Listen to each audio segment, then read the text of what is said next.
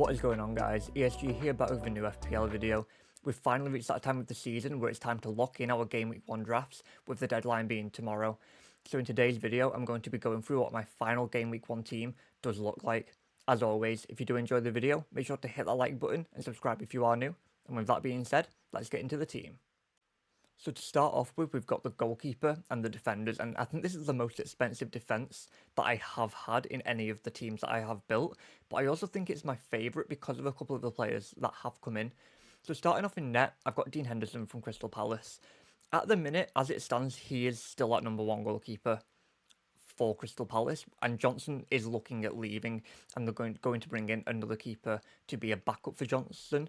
Nothing ever came from Ramsdale or Kelleher going there, so I can't really see that happening before deadline day of the transfer window. So I think Henderson, for majority of the season, will be that number one. And for the goalkeeper, I was between going for Raya or Henderson, and I just feel like Henderson has more chance of getting save points than Raya does. I feel like with Raya, you could rely on clean sheets, whereas with Henderson, even if they don't keep a clean sheet, you could get a few save points, which could make a big difference. So for 4.5, that's why I've gone for Henderson instead of Raya.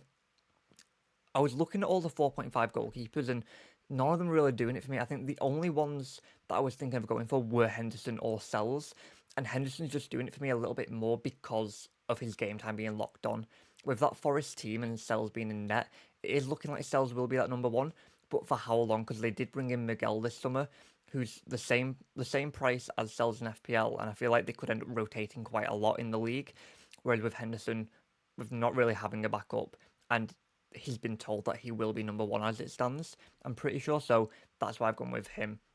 Moving on to the defenders that I've gone for.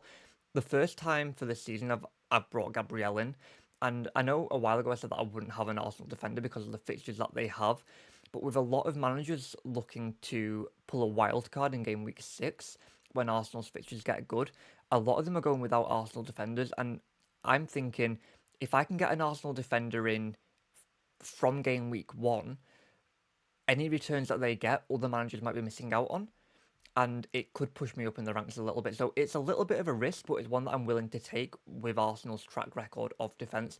And I've gone for Gabriel instead of Saliba, only because I feel like Gabriel's minutes are a little bit more locked on. Caliafori coming in looks like he's going to be playing more of a left back, and he's going to be competing with Zinchenko. And during pre-season, Timber has been playing as a right centre-back role, which is where Saliba plays. So I feel like Saliba would have that competition, whereas Gabriel doesn't really have any competition for his position. So I think Gabriel's minutes are locked on, and with Gabriel's score, I know both of them scored a goal in the last pre-season game. Arsenal won 2-0, Saliba and Gabriel both scored. So they're both a good goal threat, but I think Gabriel is a little bit more of a goal threat, and it's a little bit more locked on, which is why I went for him. They've got Wolves at home in that first game, which I can see a clean sheet in. They have Aston Villa in the second game away, which might not be a clean sheet, but could Gabriel get on the score sheet from a corner, or could they keep a clean sheet? Potentially.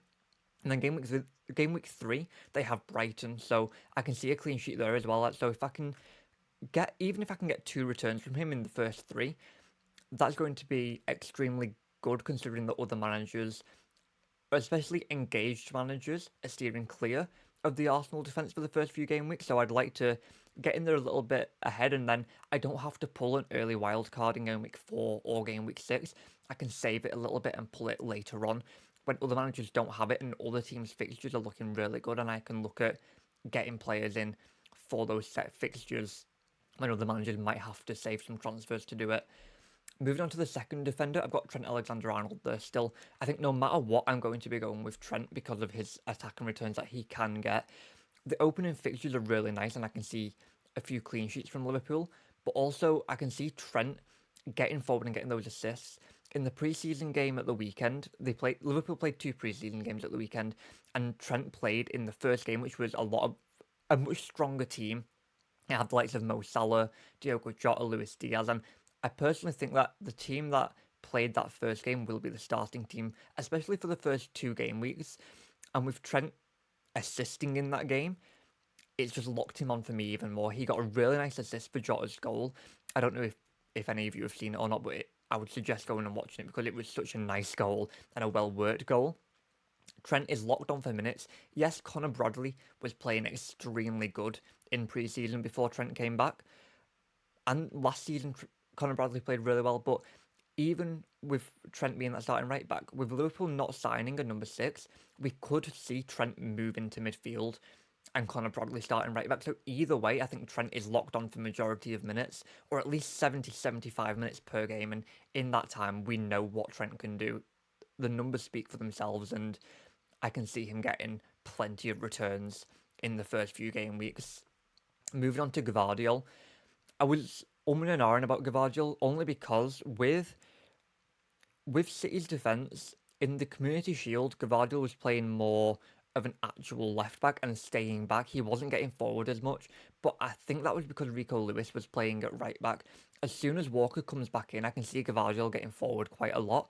And even if it's not in that first game, definitely by that second game when they have Ipswich at home, I can see Walker being back as that right back, which means Gvardiol can then get forward. If it's looking like it's not happening, I can easily downgrade him to a 4.5 and upgrade other players elsewhere, which I am thinking of doing for game week 3, which I will talk about later on. But I think for the first few game weeks, I need a City defender just in case. And with Gvardiol being that one who does get forward more often than not, I think Gvardiol is the way to go. Now, that is a really expensive defensive line there. And as you can see by my bench, I have Anthony Robinson from Fulham. And I was thinking, do I downgrade Robinson to another 4 million defender to free up funds? But then I was relying too much on those 3 defenders that I do have, and I don't want to be doing that. I think I'd rather have at least one player there that I can rotate in and out. Now, for that first game, Robinson will be getting benched no matter what. It's Man United away. I can't really see a clean sheet, and I can't see an attack and return from him. Other players maybe, but not from him, which is why I've gone with the defence that I have gone with for that first game week. But for the second game week, Fulham have, it's either Leicester or Ipswich. They have Leicester and Ipswich in game weeks 2 and 3, which is when I want to be starting Robinson. But then the question is, who do I bench? Gabriel has Aston Villa away, so I'll probably bench him for game week 2. And if he gets the return, I'll just be kicking myself. But at least hopefully Robinson can get a return as well. But then it comes to game week 3, and I'm thinking, who can I bench out of those other 3 defenders to bring Robinson in? Now, Gabriel would have Brighton at home. Don't really want to bench him for that. Gvardiol would have West Ham. I don't really want to bench him for that either. Although West Ham might look good with the new signings, against City I just can't see them doing it. And then Trent has Man United. Now, yes, that is a tough fixture away, but could Trent get an attacking return in that? 100% yes. Man United defensively haven't been looking great. Yes, they've brought in De Ligt and Mazraoui, but are they going to step up to the plate straight away? Potentially, but I don't personally see it, and I do see Liverpool getting some returns in that game. And I think Trent will be that one. Sorry. I think Trent will be that one to get the return. So I'm thinking, who do I bench though? I could play 4 at the back, but then I am relying too much on clean sheets and attack and returns. So it may end up being Robertson gets benched in that game week for me, but I'm not 100% sure yet. I could have made transfers by game week 3 anyway, so Robinson could be coming straight in, but maybe not. And then with that 4 million defender, I've gone for Feist just because it's looking like he's going to be starting at Leicester. I was looking at some of the Ipswich defenders and I was just like, are any of them going to really return? And for a 4 million defender, it is mainly a bench filler anyway, so it doesn't really matter too much who I go for. I just want somebody who's not going to drop in price straight away. So I think Feist, with him getting game time, probably won't drop in price straight away, and I can look elsewhere for players that are playing. So that is the defensive line. I want your thoughts in the comments. What do you think about how strong that defense is and how expensive it is? And is there any changes that you would make from that defense? So moving on to the midfield, I have made one change, which is a little bit of a risky change, but it is one that I am willing to take the risk on. So if we start off with Mo Salah has been in every single one of my drafts, and I stick by what I've said in previous videos. Having one of Salah or Haaland is essential, but having them both isn't too essential, even though a lot of managers are having both, or a lot of them are going for a Haaland only draft. So out of the engaged managers that I've seen, not many are going for a Salah only draft, and that makes me want to do it even more. And I feel like it could be a big differential team to go for, meaning that it could pay off long term. I've been looking at Salah and Haaland drafts, and none of them really do it for me. I feel like you have to sacrifice too much in other positions to be able to fit them both in.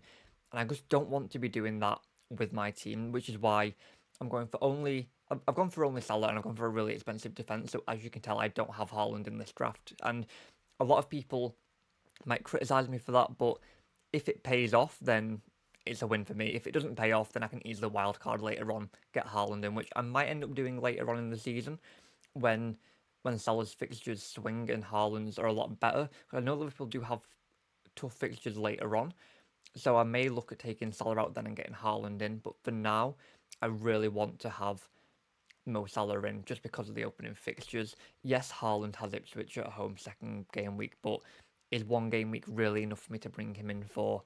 Personally, no, which is why I've gone for Salah. And Salah's record speaks for itself. He returns in near enough every game. He's always breaking 200 points in FPL. So even with going without Haaland and just going with Salah, I've still got a really good premium asset in there.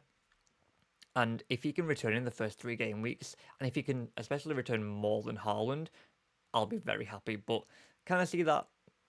Who knows? Time will tell. But with Ipswich away for that first game, 100% I want him in. Going on to the second player, I've got Diogo Jota. Now, this is a little bit of a risky one because of minutes, but with how he's been playing in pre-season, I think he's really impressed the new manager at Liverpool. And I think Jota will be that nailed on number 9 to start the season. Whether he stays as a number 9 or Nunes comes back in is yet to be seen, but at the minute, I do think Jota is just nailed on. And if he can get a few goals or assists in the first few game weeks when he is starting, I think it's going to be a very good option to go for. Now, a lot of people who are going for a Haaland only draft have gone for Jota instead of Salah, which is another reason that I've brought him in, just because if Jota then returns, then not only am I getting points, but they're also getting points. So it's covering both bases really. So I'm not really missing out on anything.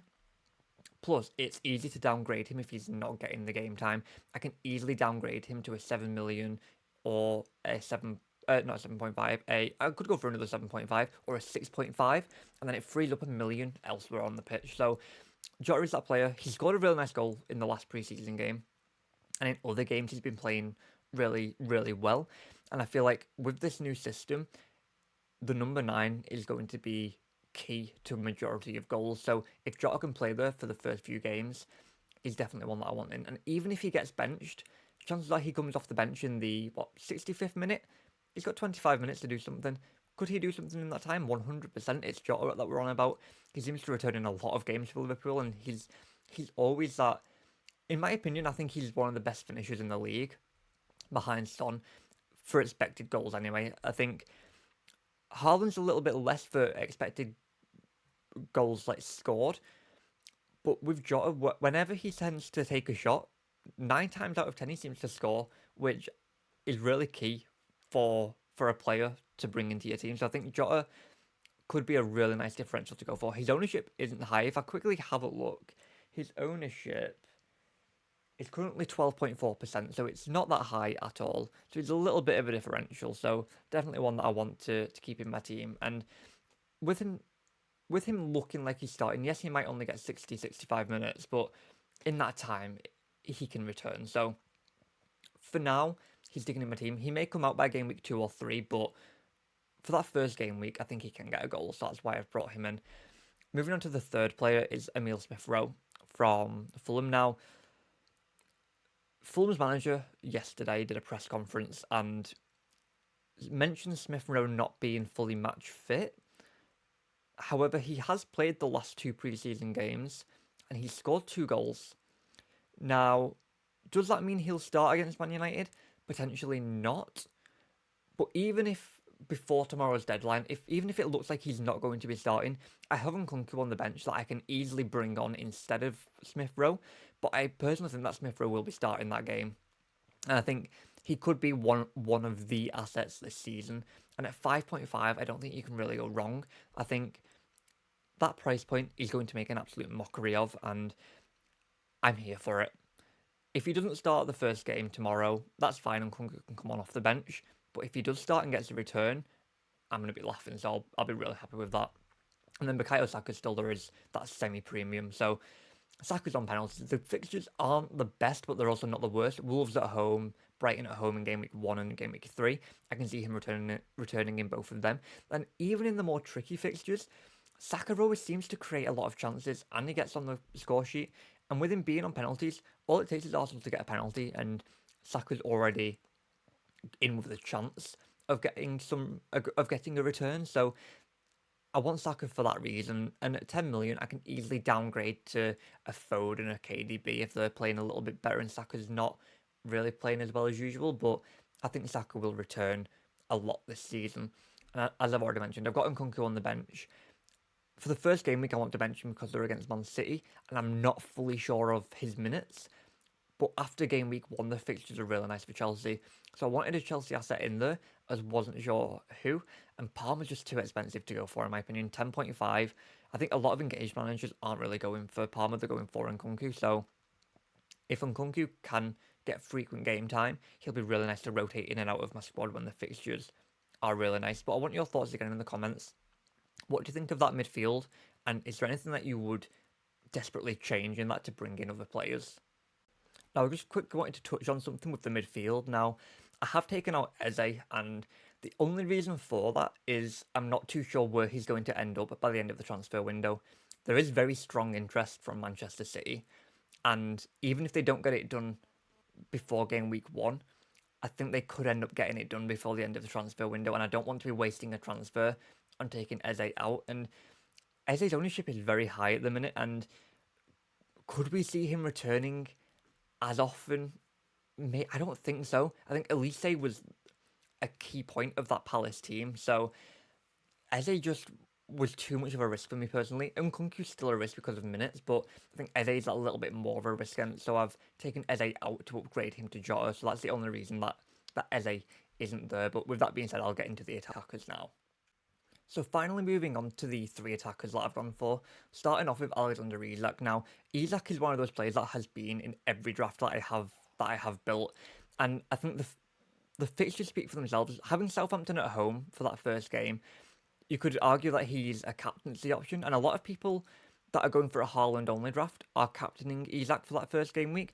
So that leaves me sat here thinking, I kind of want Isak to blank in that game week, even though he's in my team, just because not only am I losing out by him blanking, the people that have captained him are losing out even more, especially if Salah can get a return in the game against Ipswich. So part of me is being selfish, being please don't return, please don't return, please don't return. But I know for a fact Isak will return. He's locked on to be that number 9.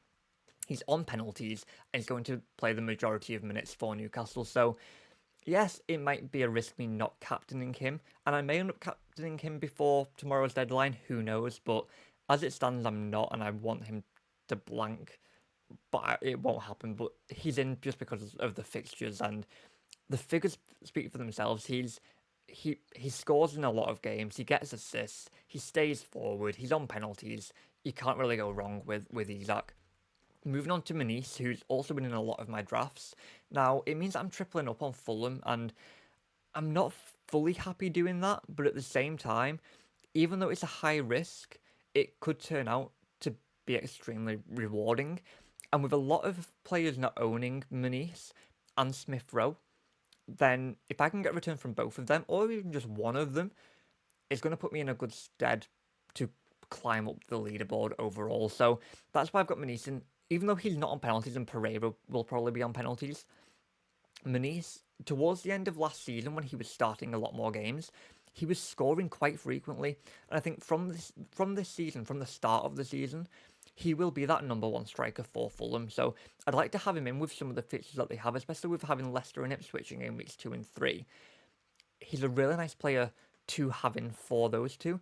Later on down the line, when the fixtures get a little bit tougher, I can look at bringing him out, and I could even downgrade him to a 4.5 and then upgrade somebody else, which I might do with Solanke. But for now, I really want Manice in because of his fixtures.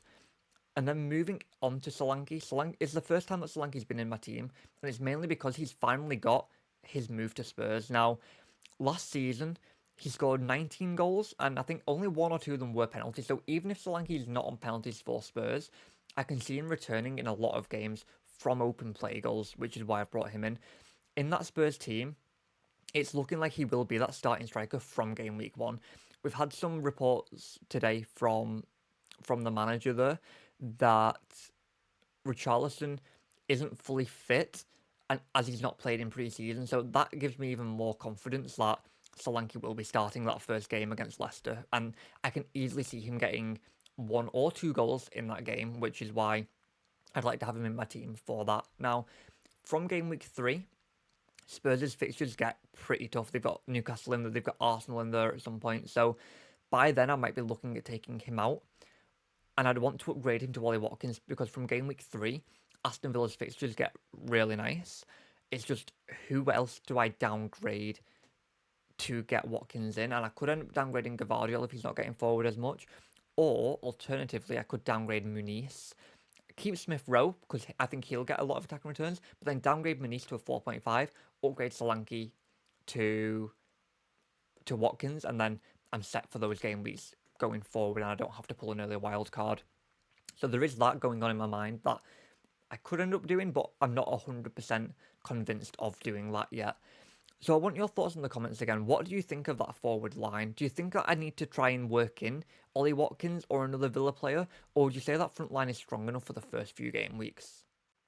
So I just really quickly wanted to touch on how the team's looking going into game week 1 and the bench order and who my captain is going into game week 1.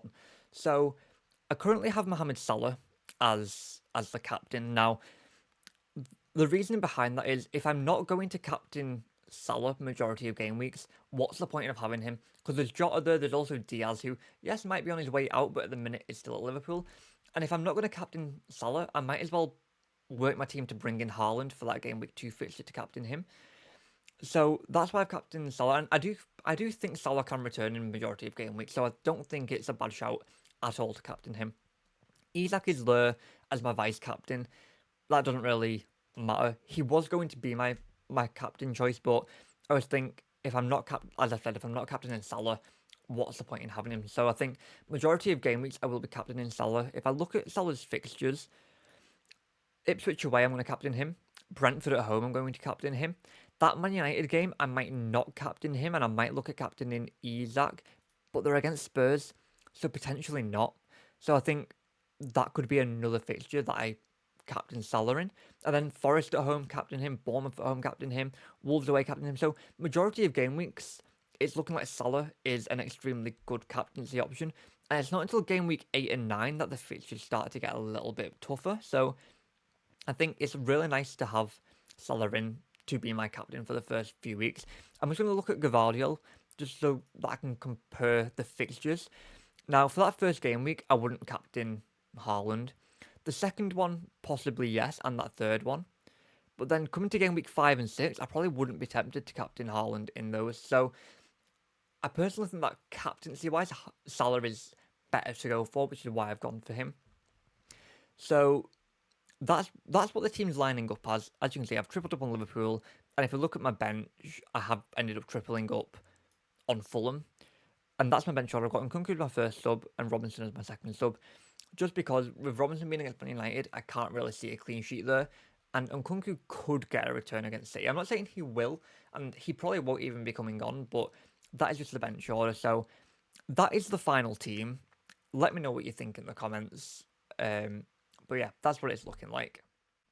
So there we have it, guys. That is my final game week 1 team, and I'm 95% locked in on that. I can't really see it changing before tomorrow's deadline. So as always, I want your thoughts in the comments. What do you think of that team? If you were to give me a rating out of 10, what would you give it? And is there any changes that you think I should 100% make before tomorrow's deadline? As always, if you did enjoy the video, make sure to hit that like button and subscribe if you are new. And until next time, thank you for watching.